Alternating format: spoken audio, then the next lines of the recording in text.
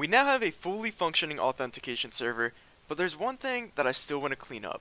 So if we look at our app settings.json for our authentication server, we have our access token secret stored here, and that's great. We use this access token secret to sign our JWT access token, and then in our data server API in this app settings.json, we also have the access token secret here as well, same exact value, and we use that to decode the signed JWT from the authentication server. And this might not seem like an issue, but imagine you have tons of servers in addition to this data server that use the access token secret. Every single server is going to need this access token secret inside of its app settings.json. Now, imagine for some reason the access token secret gets stolen. If that's the case, you're going to have to generate a new access token secret for your authentication server, and then every single other server, such as the data server that we have here, is going to need to update that access token secret, and that can be a real pain. So we need to store this access token secret in a secure place that every server can access it from. And a great solution for storing secrets such as the access token secret is Azure, and specifically Azure Key Vault. So you will need an Azure account for this, and here on the All Services page, let's search for Key Vault. So Key Vaults, and we're going to add a new Key Vault. So we're going to have to put this into a resource group. I'll create a new resource group here. I'll call it YouTube, and I'll name this Key Vault Auth Server. And we're going to roll with the standard tier, which is extremely cheap. I think it might even be like a penny or less than that. I don't know. Pretty cheap. And we should be able to just roll with the rest of the defaults for all these tabs, so we can review and create, and finally create our new Key Vault. So once that's done, head over to the Key Vault resource, and on the side tab, we are going to go to Secrets. And we're going to generate/import a secret, and here we go. We'll call this access token secret, and for the value, that's where we're going to paste in our generated secret key. So let's grab this from the app settings.json. We can just cut that out, paste it as our secret value, and let's go ahead and create that. Cool, so now we have our secret key stored in our Key Vault. Now we're ready to use it in our applications. So first, we're going to need a NuGet package to connect to Azure Key Vault. So let's go into our NuGet packages, and if we just search for Key Vault, we can install azure.security.keyvault.secrets, so we can specifically do secrets because our secret key is stored as a secret. It's not a certificate or a key. So let's go ahead and install that. And while we're here, we're also going to need azure.identity. So let's go ahead and install that, and we're going to need that so that we can authenticate with Azure and access our Key Vault. So let's connect to our Key Vault, and let's grab our secret key. So we're going to need a secret client. Go ahead and import that, and we'll call this Key Vault client and just instantiate it. And it takes two things. So we need a URI to our Key Vault. So let's set up a new URI. And what exactly is the URI to our Key Vault? So if we go back into Azure and we go to properties, here we go, we get our Key Vault URI. So we can go ahead and copy that and simply paste it in here for our URI.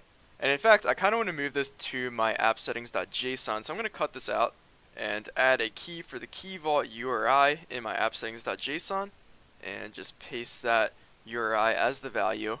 And then I can get that value by just using configuration get value.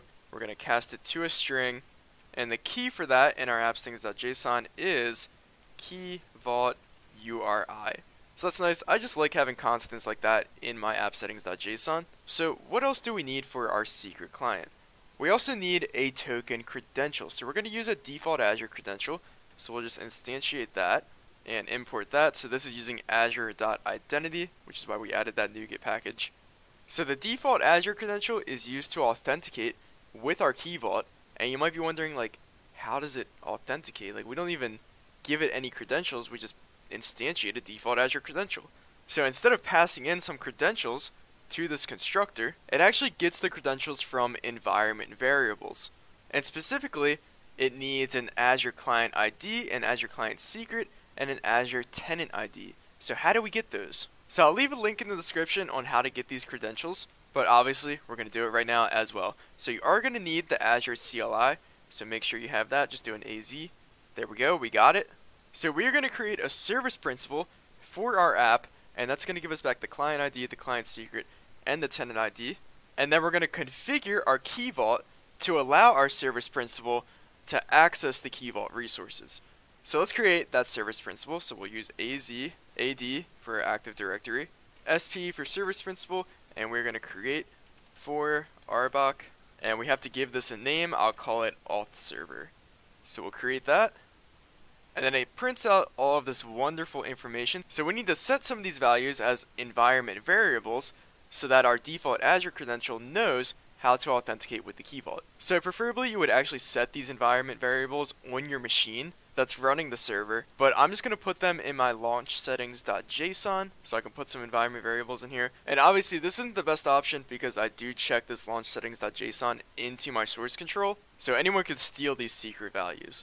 But anyways, for demo purposes, let's add these environment variables. So we need an Azure client ID, and obviously these names are important because the default Azure credential is specifically looking for these environment variable names. So the client ID, that's going to be our app ID right here. So let's copy that. There we go. We also need an Azure client secret, and that is going to be this password that we have here. So paste that in there. And last but not least, we need the Azure tenant ID, which is this tenant value right here. And there we go. Those are the three important variables that are used by the default Azure credential to authenticate with the Key Vault. But now we need to configure our Key Vault to actually accept those credentials from the default Azure credential. So let's add an access policy here, and we want to give this permission to get secrets so that it can actually get that secret key value that we have stored. And let's select that principal. And when I did that Azure CLI command to create the service principal, I named my service principal auth server. So here we go. We'll select that as the principal. And let's add this access policy and go ahead and save. Great, so we are finally connected to our Key Vault.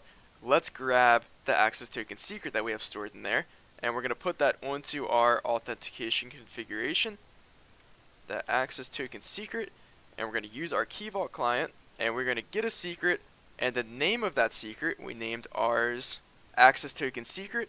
There we go. And that returns an Azure response. So let's get the value of that response, and the value of that response is a Key Vault secret. And now let's get the value of the Key Vault secret, which is our secret key. And before we test this, let's go into the app settings.json and get rid of the access token secret that we have stored here to make sure this does work. So here we go. Our access token secret is currently null. Let's go ahead and get it from the Key Vault client. And there we go. There's our access token secret that we have stored in our Azure Key Vault. And now I can set this up in all of my other servers that need the access token secret. So I'll just paste everything in here. Need to install our NuGet packages again. Update this property name to get our Key Vault URI, which we also have to add to our app settings.json here. So let's copy that over.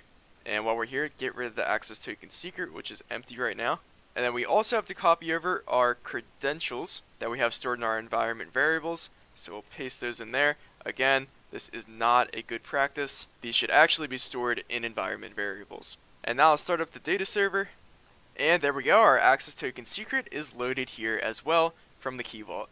And now if I ever need to change my access token secret, I can just select it here, create a new version, add a new value, save it, and then all of my servers are going to grab that new value, and I don't have to manually update the value in all the servers. So that is the power of Azure Key Vault. Store your secret keys in a secure place that all of your servers can use to access the secret key, so that if it ever gets stolen and you need to change it, you can just change it in one place. So hopefully you all can take advantage of Azure Key Vault to make your lives easier. If you have any questions, criticisms, or concerns, be sure to leave them below in the comment section. But other than that, leave a like or subscribe for more. Stay tuned for more bonus videos. Thank you.